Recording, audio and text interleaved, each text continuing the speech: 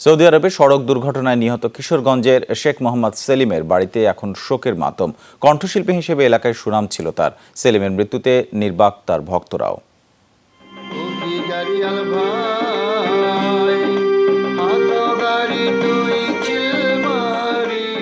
কিশোরগঞ্জের শেখ মোহাম্মদ সেলিম খুব ভালোবাসতেন গান গাইতে।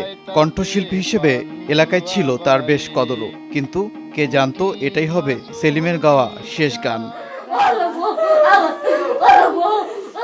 সঙ্গীত ধ্যান জ্ঞান হলেও সচ্ছলতার আশায় পাড়ি জমিয়েছিলেন সৌদি আরব। দাম্মাম শহরে একটি প্রতিষ্ঠানের সেলসম্যান হিসেবে কাজ করতেন তিনি। ২৬ মার্চ কর্মস্থল থেকে বাসায় ফেরার পথে সড়ক দুর্ঘটনায় মারা যান সেলিম। কত কষ্ট করে বিদেশ পাঠাইছি, আমার কিছুই নাই, আমার স্বামীর আমি ঋণগ্রস্ত অবস্থায় আমরা তাকে বিদেশ পাঠাইলাম। আজকে এই বিদেশে সে ডিউটিরত অবস্থায় সে গাড়ি অ্যাক্সিডেন্টে মর্মান্তিকভাবে মৃত্যুবরণ করেছে। দুটি সন্তান আছে সেলিমের, ছেলে কলেজ পড়ুয়া আর মেয়ে চতুর্থ শ্রেণীর ছাত্রী। বাবার এভাবে চলে যাওয়া কোনোভাবেই মেনে নিতে পারছে না তারা।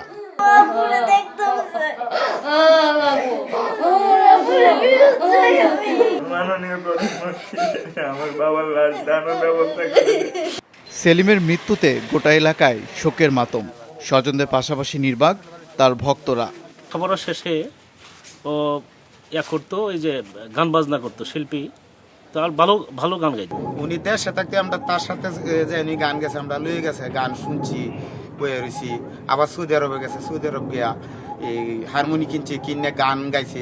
কটিয়াদির জামশাইড গ্রামের ছেলে শেখ মোহাম্মদ সেলিম। ওবায়দুর রহমান, যমুনা নিউজ।